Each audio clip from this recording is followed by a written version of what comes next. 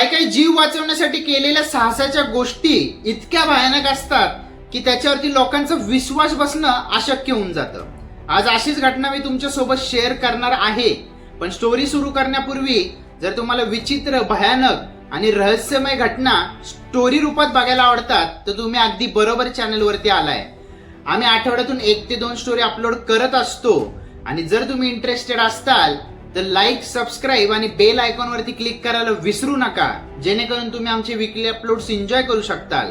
चला तर मग सुरू करूया आजची स्टोरी.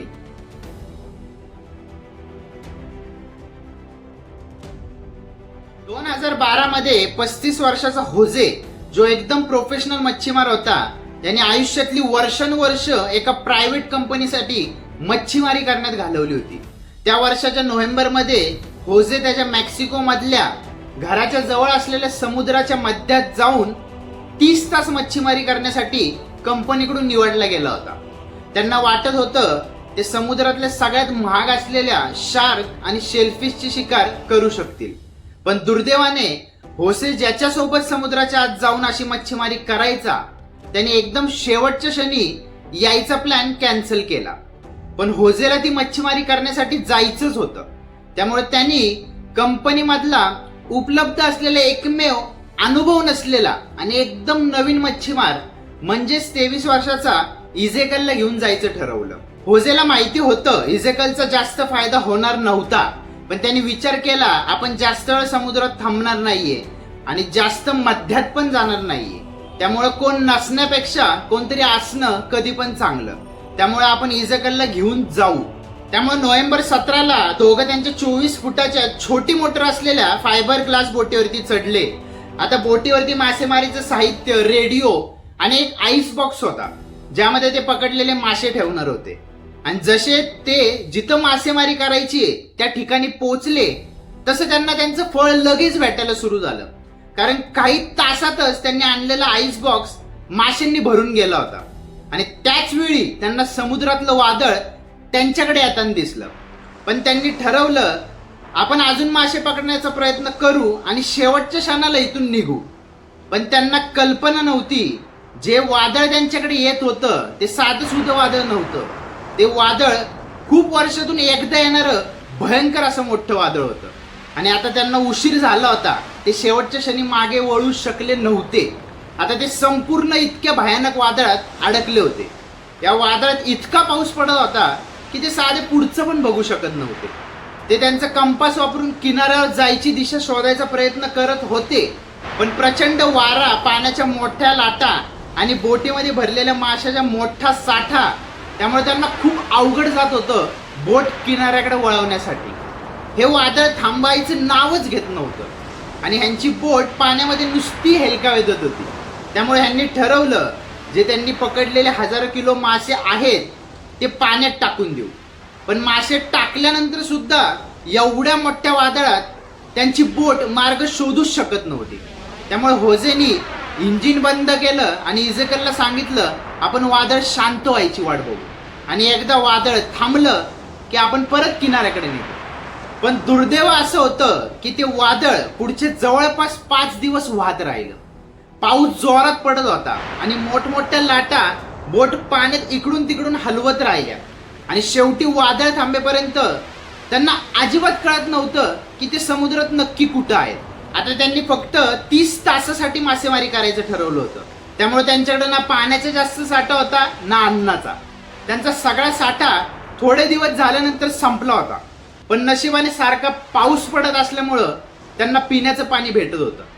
पण खरा भयानक प्रॉब्लेम झाला होता तो म्हणजे जवळपास 5 दिवसाच्या वादळामुळं त्यांच्या बोटीवरती पाणी जोरात आपटत होतं आणि वादळ संपेपर्यंत त्यांच्या बोटीची मोटर तुटली होती. त्यांच्या वस्तू एकतर खराब झाल्या होत्या किंवा पाण्यात वाहून गेल्या होत्या. आणि त्यांच्या रेडिओमध्ये एवढी पण बॅटरी नव्हती की ते त्यांच्या मालकाला इमर्जन्सी मेसेज पाठवू शकतील.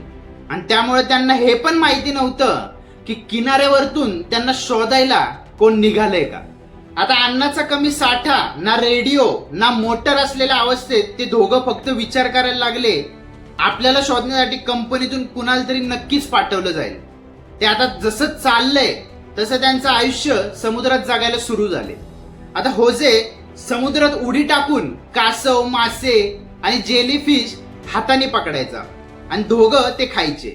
ते दोघं पावसाचं पाणी गोळा करायचा प्रयत्न करायचे, पण खूप वेळा ते स्वतःचं युरिन आणि कासवाचं रक्त पिऊनच पाण्याची गरज भागू शकत होते. जरी त्यांना वाटत होतं मालक त्यांना शोधायला कोणाला तरी पाठवल, पण दिवसाचे आठवडे झाले, आठवड्याचे महिने झाले, तेव्हा त्यांना लक्षात आलं कोण वाचवायला नाही येणार आपल्याला. आता त्यांना एकच आशा राहिली होती, एक तर त्यांना विमान शोधल किंवा ते कुठल्या तरी मोठ्या जहाजापाशी जाऊन पोचतील. आता ते फक्त नशिबावरती जगत होते. पण एवढ्या भयानक परिस्थितीमध्ये सुद्धा होजे भरपूर पॉझिटिव्ह राहून कासव, मासे पकडत होता, प्यायचं पाणी गोळा करत होता. पण इजेकलचा या गोष्टीत जास्त भाग नव्हता, कारण की तो या गोष्टींमध्ये इतका प्रोफेशनल नव्हता. त्यामुळे तो जास्त करून बोटीच्या कोपऱ्यात काही न करता बसून राहायचा आणि तो लवकरच त्यामुळे डिप्रेशन मध्ये गेला. त्याला होजेला जेवढी समुद्राची सवय होती तेवढी त्याला नव्हती, हे नक्कीच त्याला माहिती होतं.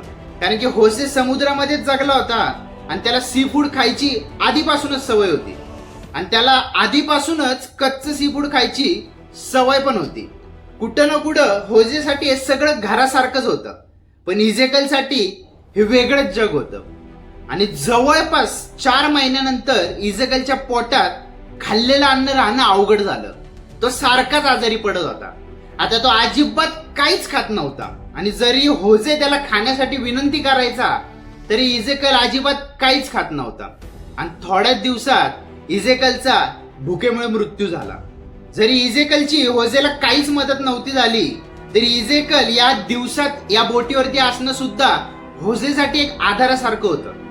होजेला इजेकल इतक्या दिवसात एक लहान भावासारखा झाला होता आणि इजेकल जसा मृत झाला तसा होजे पहिल्यांदा 6 महिन्यामध्ये एकटा पडला होता.